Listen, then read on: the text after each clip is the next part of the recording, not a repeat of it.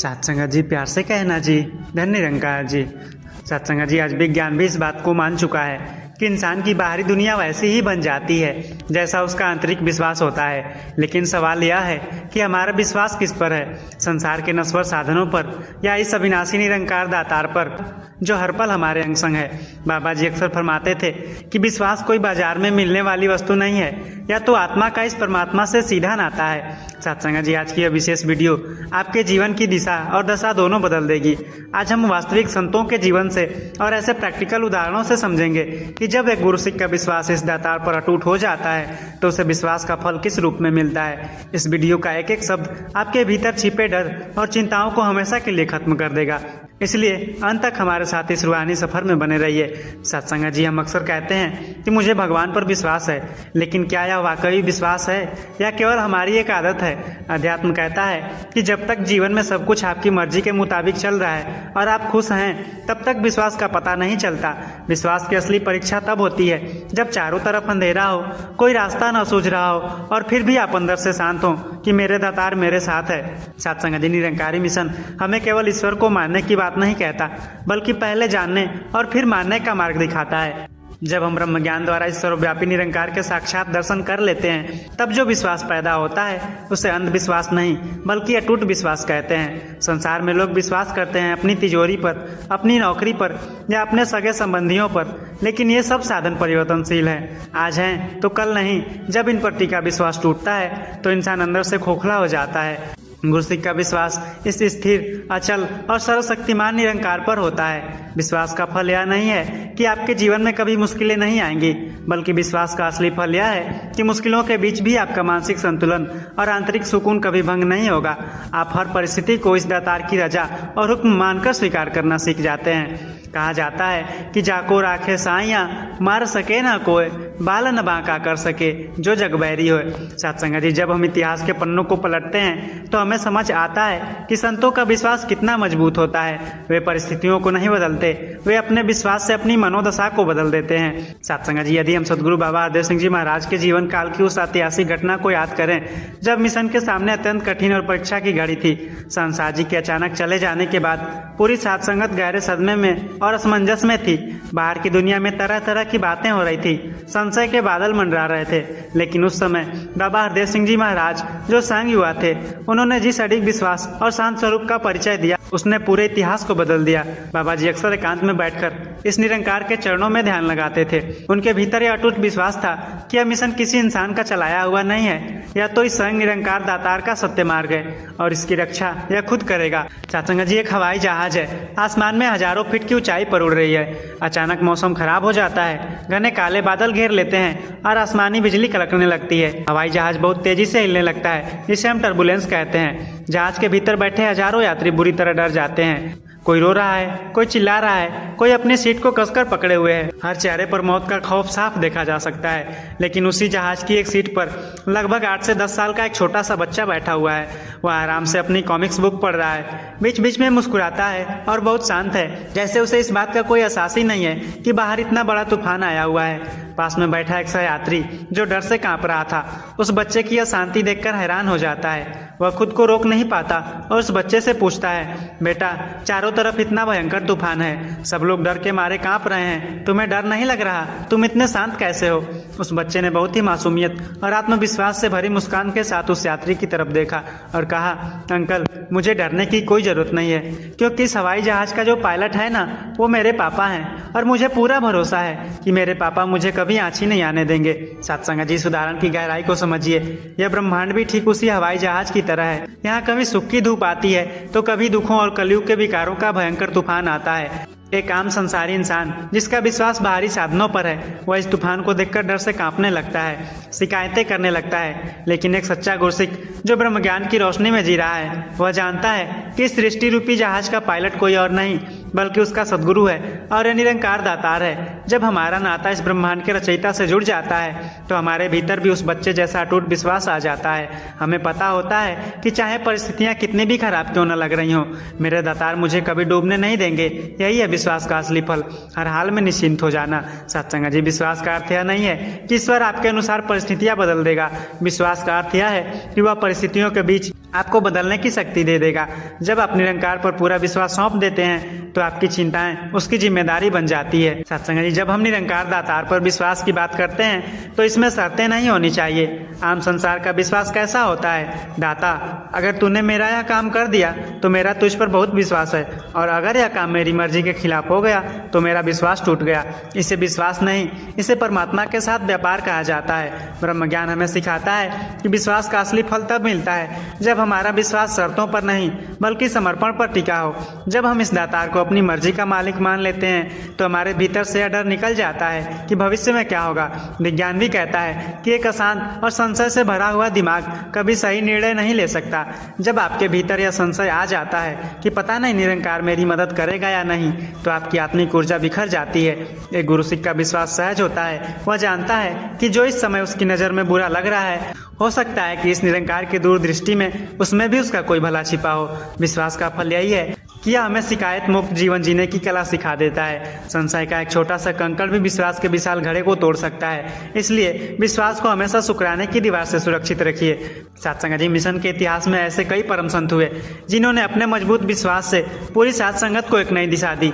जब हम परम पूज्य भाई साहब संत निरंजन सिंह जी या उस दौर के पुराने तपस्वी संतों के जीवन को देखते हैं तो विश्वास की एक अनूठी परिभाषा सामने आती है। एक बार की बात है, एक दूर दराज के क्षेत्र में सत्संग का भव्य आयोजन होना था। उस समय न तो आज की तरह सोशल मीडिया था और न ही प्रचार के इतने साधन थे। विरोधी ताकतों ने चारों तरफ यह अफवाह फैला दी कि वहाँ जो भी सत्संग में जाएगा उसका सामाजिक बहिष्कार कर दिया जाएगा।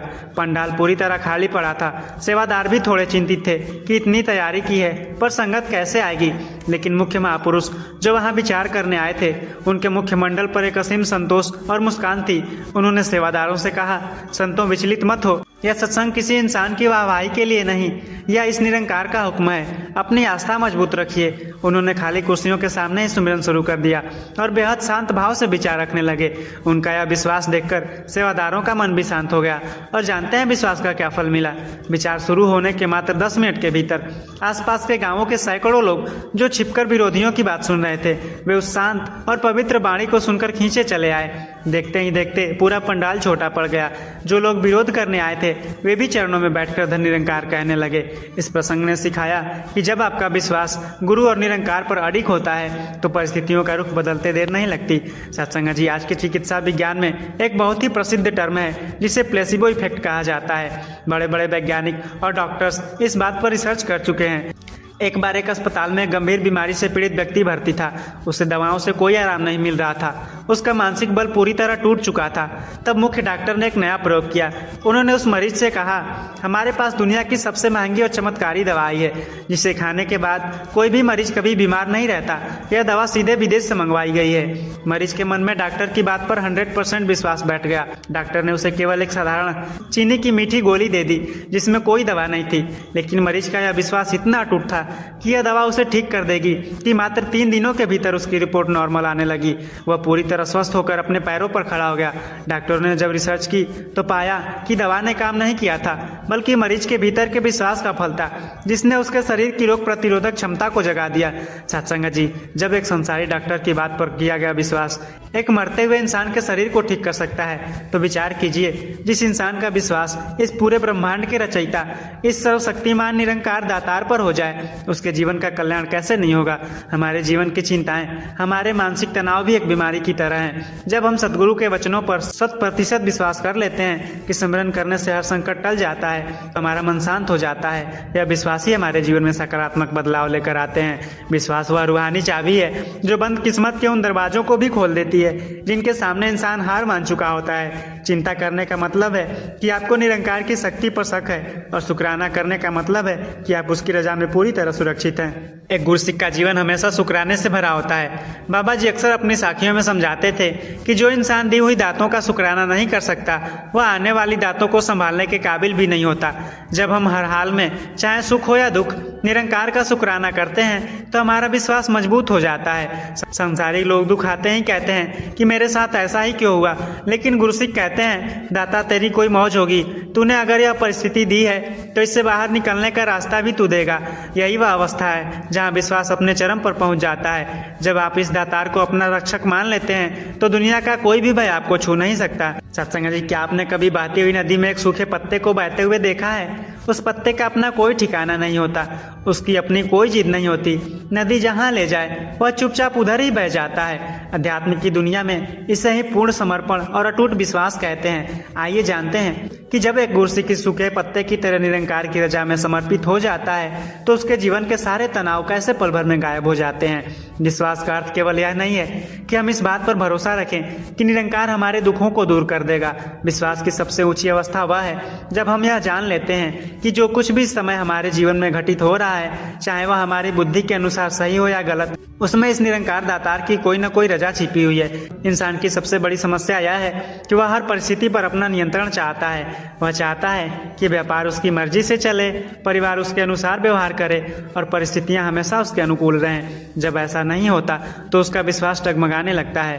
लेकिन ब्रह्म ज्ञान हमें सिखाता है कि यह सृष्टि हमारे अनुसार नहीं बल्कि सकाल पूरक निरंकार के हुक्म से चल रही है। जब हमारा विश्वास इस सत्य पर मजबूत हो जाता है तो हमारे भीतर से कर्तापन का अहंकार, the ego of being the doer, समाप्त हो जाता है। गुरसिख यह जान जाता है कि मैं तो केवल एक निमित्त हूँ, करने और कराने वाला यह दातार स्वयं है। इस अवस्था का फल यह होता है कि इंसान भविष्य की चिंताओं और भूतकाल के पछतावे से मुक्त होकर वर्तमान के सहज शुक्राने में जीना शुरू कर देता है। राख हुक्म में तू मुझे दाता, तेरी रजा में ही मेरी भलाई है। जहाँ तू रखे वहीं सुख मेरा, इसी में मेरी सच्ची कमाई है। सत्संग जी, संतों का जीवन किसी सिद्धांत की व्याख्या नहीं करता बल्कि वह इस बात का जीता जागता सबूत होता है कि जब संसार के सारे सहारे टूट जाते हैं तब केवल एक निरंकार का सहारा कैसे इंसान की नैया को पार लगा देता है। सत्संग जी, मिशन के प्रचार प्रसार के दिनों का एक बहुत ही सुंदर और प्रेरक प्रसंग आता है। एक बार एक परम भक्त महात्मा जो अपनी सादगी और अटूट विश्वास के लिए जाने जाते थे, एक सुदूर पहाड़ी इलाके में सत्य का संदेश देने के लिए गए हुए थे।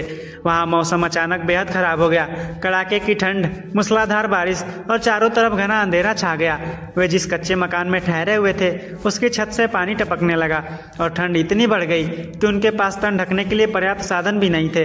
उनके साथ गए एक युवा सेवादार ने घबराकर कहा, महात्मा जी, यहाँ तो परिस्थितियाँ बहुत विकट हो गई हैं। न तो हमारे पास खाने की व्यवस्था है और न इस ठंड से बचने का कोई उपाय। ऐसा लगता है कि हम यहाँ संकट में फंस गए हैं। उन वृद्ध महात्मा जी ने बहुत ही शांत भाव से कहा, गुरुसिखा, यह सोच तुम्हारी संसारी बुद्धि की है। जरा आंखें बंद करके इस निरंकार को देखो जो इस समय भी हमारे अंग संग खड़ा है। क्या तुम्हें लगता है कि जिसने हमें यहाँ भेजा है वह हमारी सुध लेना भूल जाएगा? अपनी आस्था को डगमगाने मत दो, विश्वास रखो, उसकी रजा में सब ठीक होगा। महात्मा जी ने सहज भाव से सिमरन शुरू कर दिया और फिर जानते हैं क्या हुआ? विश्वास का क्या फल मिला? रात के करीब 2 बजे जब बारिश और तेज हो चुकी थी, अचानक उस कच्चे मकान के दरवाजे पर किसी ने दस्तक दी। जब दरवाजा खोला गया तो सामने उस पहाड़ी इलाके का एक स्थानीय निवासी खड़ा था जिसके हाथ में सूखी लकड़ियां, गर्म कंबल और कुछ भोजन था। उसने बताया, मैं अपने घर में सो रहा था लेकिन अचानक मेरे मन में एक अजीब सी छटपटाहट हुई कि इस रास्ते पर बने उस पुराने मकान में कोई संत ठहरे हुए हैं और उन्हें इस समय मदद की सख्त जरूरत है। मैं खुद को रोक नहीं पाया और यहाँ चला आया। उस युवा सेवादार की आंखों में आंसू आ गए। उसे समझ आ गया कि जब इंसान का विश्वास अटूट होता है तो यह निरंकार किसी न किसी रूप में अपने भक्तों की लाज रखने के लिए संग दौड़ा चला आता है। तो सत्संग जी, आइए विश्वास की इस मजबूती को आज के दौर की एक और वास्तविक और बेहद तार्किक घटना से समझते हैं जो हमारे रोजमर्रा के जीवन का हिस्सा है। सत्संग जी, हम सब अक्सर लंबी दूरी की यात्रा तय करने के लिए भारतीय रेलवे या किसी भी ट्रेन का टिकट बुक कराते हैं। विचार कीजिए, जब आप स्टेशन पर पहुंचते हैं और अपनी सीट पर जाकर बैठते हैं तो क्या आप कभी ट्रेन के इंजन की तरफ भागते हैं? क्या आप कभी पायलट या ड्राइवर का केबिन खटखटाकर उससे पूछते हैं कि भाई साहब, आपका क्या नाम है? आपके पास ट्रेन चलाने की लाइसेंस है या नहीं? क्या आपको रास्ता पता है? कहीं आप सो तो नहीं जाएंगे? आप ऐसा कभी नहीं करते। आप चुपचाप अपनी सीट पर बैठते हैं, चादर तानते हैं और गहरी नींद में सो जाते हैं। आपको पूरा विश्वास होता है कि रेलवे विभाग ने जिस ड्राइवर को इंजन पर बिठाया है वो अपनी जिम्मेदारी जानता है और वह आपको सुरक्षित आपकी मंजिल तक पहुंचा देगा। एक अनजान संसारी ड्राइवर पर आपका यह विश्वास इतना पक्का होता है कि आप अपनी जिंदगी के 8-10 घंटे बिना किसी चिंता के उसके हवाले कर देते हैं। सत्संग जी, अब विचार की गहराई में उतरिए। जब एक आम इंसान एक अनजान ड्राइवर पर इतना मजबूत विश्वास कर सकता है कि अपनी जान की परवाह किए बिना ट्रेन में सो जाता है, तो फिर हम इस कुल कायनात के मालिक, इस परमेश्वर निरंकार दातार पर विश्वास करने में क्यों कतराते हैं, जिसने इस पूरी सृष्टि रूपी ट्रेन को अरबों सालों से बिना किसी एक्सीडेंट के, बिना किसी रुकावट के संभाला हुआ है। यह सूरज समय पर उगता है, यह हवाएं चलती हैं, यह धरती अपनी धुरी पर घूमती है। इस पूरी व्यवस्था को चलाने वाला जो यह महापायलट है, जब हम इस पर अविश्वास करते हैं, चिंता करते हैं, तो यह हमारी अज्ञानता है। सत्संग जी, विश्वास का फल यही है कि जैसे ही आप इस जीवन रूपी ट्रेन की कमान इस परम ड्राइवर को सौंप देते हैं, आप जीवन की यात्रा में निश्चिंत होकर आनंद की नींद सो सकते हैं। फिर मंजिल तक पहुंचाना आपकी नहीं, इसकी जिम्मेदारी बन जाता है। चिंता और विश्वास दोनों एक साथ एक मन में नहीं रह सकते। अगर चिंता है तो समझिए विश्वास की कमी है, और अगर विश्वास है तो चिंता की कोई जगह ही नहीं है। संसार के साधन केवल वहां तक साथ देते हैं जहां तक उनकी सीमा है, लेकिन निरंकार का विश्वास वहां से हाथ थामता है जहां दुनिया की हर सीमा समाप्त हो जाती है। सत्संग जी, हम सुबह शाम अरदास करते हैं, सिमरन करते हैं, लेकिन कभी आपने सोचा है कि हमारी अधिकांश प्रार्थनाएं केवल एक मांग पत्र क्यों बनकर रह जाती हैं? हम निरंकार के सामने जाते हैं तो केवल अपने दुखों की लिस्ट खोल देते हैं, लेकिन अध्यात्म का एक बहुत ही गोपनीय रहस्य है कि जब आपकी प्रार्थना में मांग खत्म हो जाती है और केवल अटूट विश्वास रह जाता है, तब निरंकार वो दातें भी आपकी झोली में डाल देता है जिसकी आपने कभी कल्पना भी नहीं की थी। सत्संग जी, विश्वास की 3 अवस्थाएं होती हैं। पहली अवस्था होती है विश्वास अपनी मर्जी पर, यानी जब तक दातार मेरी इच्छा पूरी कर रहा है मैं इस पर विश्वास करूंगा। यह बहुत ही प्राथमिक और कच्ची अवस्था है। दूसरी अवस्था होती है विश्वास संकट के समय, यानी जब चारों तरफ से इंसान हार जाता है तब वह मजबूत होकर निरंकार को पुकारता है। लेकिन तीसरी और सबसे ऊंची अवस्था जो एक गुरसिक की होती है, वह है विश्वास दातार की समझदारी पर। सत्संग जी, गुरसिक यह मानता है कि दाता, मैं तो बहुत छोटी बुद्धि का जीव हूँ, मुझे नहीं पता कि मेरे लिए आज क्या सही है और आने वाले कल में क्या सही होगा, लेकिन तू तो घट घट की जानने वाला है। तू जो भी निर्णय मेरे जीवन के लिए लेगा वो मेरे हित में ही होगा। जब यह अवस्था आ जाती है तो इंसान के भीतर का सारा तनाव, सारा डिप्रेशन और सारा मानसिक बोझ समाप्त हो जाता है। विश्वास का सबसे मीठा फल यही है कि आपको भविष्य के डर से पूरी तरह मुक्त कर देता है। आप यह जान जाते हैं कि इस निरंकार के साम्राज्य में कभी भी किसी गुरसिक के साथ अन्याय नहीं हो सकता। जो कुछ भी मिला है दातार से वही मेरे लिए अनमोल है। तेरी रजा में ही मेरी बंदगी, यही मेरे जीवन का तोल है। सत्संग जी, संतों का जीवन इतिहास के पन्नों पर लिखी केवल घटनाएं नहीं है, बल्कि यह हमारे लिए एक ऐसा प्रकाश स्तंभ है जो हमें दिखाता है कि जब पूरी दुनिया आपके खिलाफ खड़ी हो तब गुरु का एक वचन और उस पर किया गया विश्वास कैसे आपकी ढाल बन जाता है। सत्संग जी, मिशन के प्रचार प्रसार के शुरुआती दशकों का एक बहुत ही सुंदर प्रसंग आता है। एक बार एक अत्यंत सादे और सीधे साधे सेवादार महात्मा को सदगुरु ने एक ऐसे क्षेत्र में प्रचार के लिए भेजा जहां मिशन का बहुत तीव्र विरोध हो रहा था। वहां के कुछ असामाजिक तत्वों ने कसम खाई थी कि वे किसी भी निरंकारी संत को उस गांव की सीमा में कदम नहीं रखने देंगे।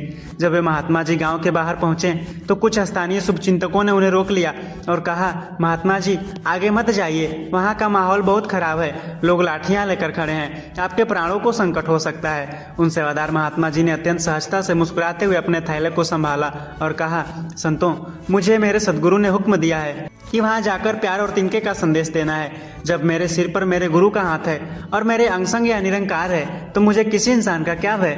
मेरे विश्वास उस लाठी पर नहीं, इस लाठी वाले को बनाने वाले निरंकार पर है। वे बिना किसी डर के चेहरे पर एक अलौकिक मुस्कान लिए गांव के चौक पर जाकर बैठ गए और शांत भाव से सिमरन करने लगे।